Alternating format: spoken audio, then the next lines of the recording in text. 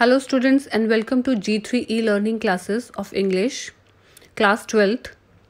Today we are going to do our first poem of our syllabus, My Mother at 66. First of all, I'll tell you about something about poet, Mrs. Kamla Das.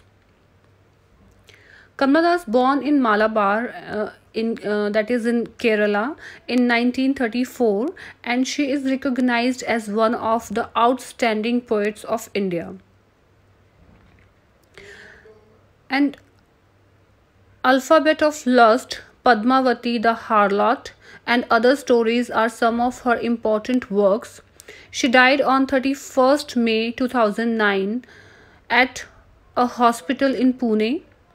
And the poem My Mother at 66 by Kamla Das is a short verse without full stop, indicating a single thread of thought, interspersed and observations of the real world around and the way these are connected to the main idea of the poem. So let's start our poem. Driving from my parents' home to Cochin last Friday morning, I saw my mother beside me, doors open-mouthed, her face ashen like that of corpse, and realized with pain. Here, Kamla Das is explaining her pain when she saw her mother, who was sitting beside her. The poet was driving from her parents' home to Cochin airport, and poet observes her mother's wrinkled, pale face. For the poet, ashen face of her mother, lost of all validity and color, bears resemblance to a corpse. Corpse का meaning यहाँ पर है like dead body, okay, शव जिसको हम हिंदी में बोलते हैं. तो जब कमला दास अपने घर से जो है कोचीन एयरपोर्ट की तरफ जा रही थी, तो उसकी मदर भी उसके साथ जो है गाड़ी में ही बैठी हुई थी. तो उनकी जो मदर हैं वो एक, जैसे होता है ना कि हम लोग जब कहीं जा रहे होते हैं तो गाड़ी में हमें नींद आ जाती है, तो वो भी उसकी जो मदर है वो थोड़ा सा she was taking nap in a car, और वहाँ पर जो है उनका मुंह खुला हुआ होता है थोड़ा सा, और ये बहुत लोगों के साथ प्रॉब्लम होता है कि वाइल स्लीपिंग कि उनका मुंह जो है वो थोड़ा खुल जाता है.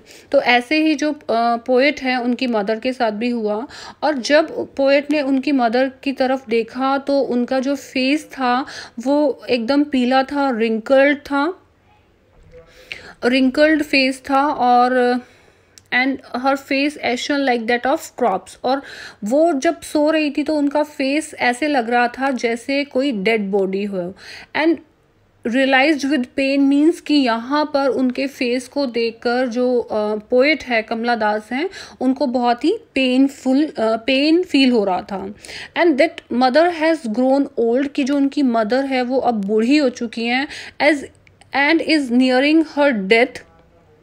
And these thoughts make her upset and recollect childhood memory of fear of losing her.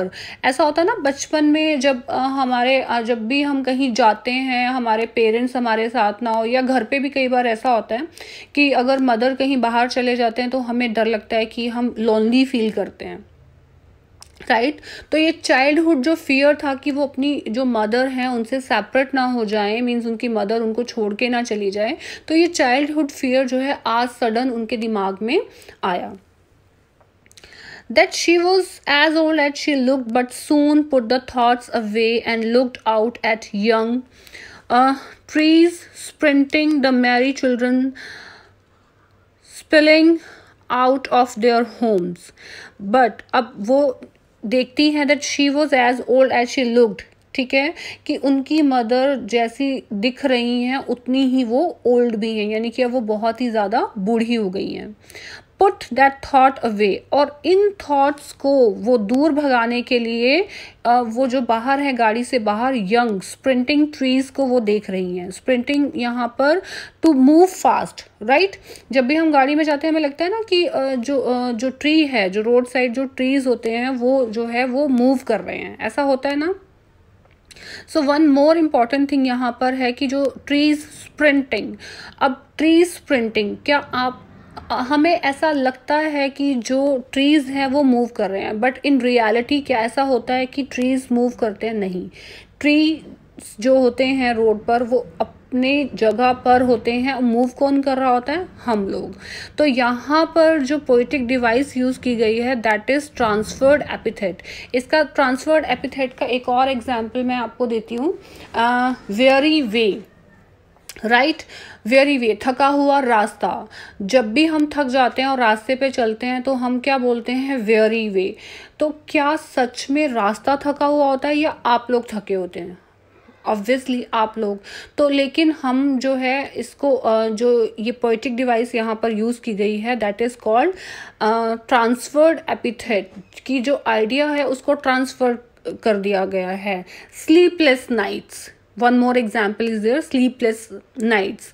तो क्या नाइट जो है वो स्लीपलेस होती है? नाइट को नींद नहीं आ रही होती है? नहीं, नींद आपको नहीं आ रही होती है, हमें नहीं आ रही होती है, लेकिन हम क्या बोलते हैं? Sleepless night, right. ये तो हम बहुत कॉमन यूज़ करते हैं, स्लीपलेस नाइट। तो ये जो आइडिया है वो ट्रांसफ़र कर दिया गया है, ठीक है, उसको ट्रांसफ़र कर दिया है। हम अपने आप को स्लीपलेस बोलने के बजाय हम किसको बोल रहे हैं? हम नाइट को स्लीपलेस बोल रहे हैं। तो यहाँ पर भी क्या है? Tree sprinting. तो अभी हम पोएम पे वापस आते हैं। तो क्या यहाँ पर जो पोएट है वो क्या कह रही है कि अपने इस हॉरिबल फियरफुल जो थॉट है इसको वो भगाने के लिए वो क्या करती है? वो गाड़ी से बाहर देखना स्टार्ट कर देती है और देखती है कि the Mary children spilling out of their home. Spilling means फैला देना, कि जो मैरी चिल्ड्रन यानी कि जो खुश है, यानी कि here carefree childhood when all the time is to play time. ठीक है, कि जो मैरी चिल्ड्रन स्पेलिंग का यहाँ पर क्या मतलब है कि जो केयर फ्री जो चाइल्ड हैं, चिल्ड्रन हैं, वो बाहर जाके फैल गए हैं और वो जो अपने घरों से बाहर निकल कर खेल रहे हैं। To remove this idea from his mind, तो वो अपना माइंड जो है वो डाइवर्ट करने की कोशिश करती है। Let's move forward. But after the airport's security check, standing a few yards away, I looked again at her, wan, pale as a late winter's moon, and felt that old. See, अब यहाँ पर now they reached to the airport. Okay, so और जब जो poet है वो airport security check पे, आप सभी जानते हैं कि हम एयरपोर्ट जाते हैं तो वहाँ पर सिक्योरिटी चेक वाले जो हैं वो हमारा चेक करते हैं हम लोगों को। And standing a few yards away, और जो कमला दास हैं वो अपनी मदर से जो है कुछ दूरी पर खड़ी हो जाती हैं। I looked again at her and then she looked again to her mother, vain, pale as a late winter's moon। और उनकी जो मदर है वो उनको कैसे नज़र आ रही हैं? Now she is comparing her mother's face to the late winter moon, कि जो late winter moon कैसा होता है? पीला हमें नज़र आता है, वो पेल नज़र आता है विंटर मून, और मीन्स इतना खूबसूरत नहीं दिखता हमें, और वो उसका कलर कैसा होता है? येलो।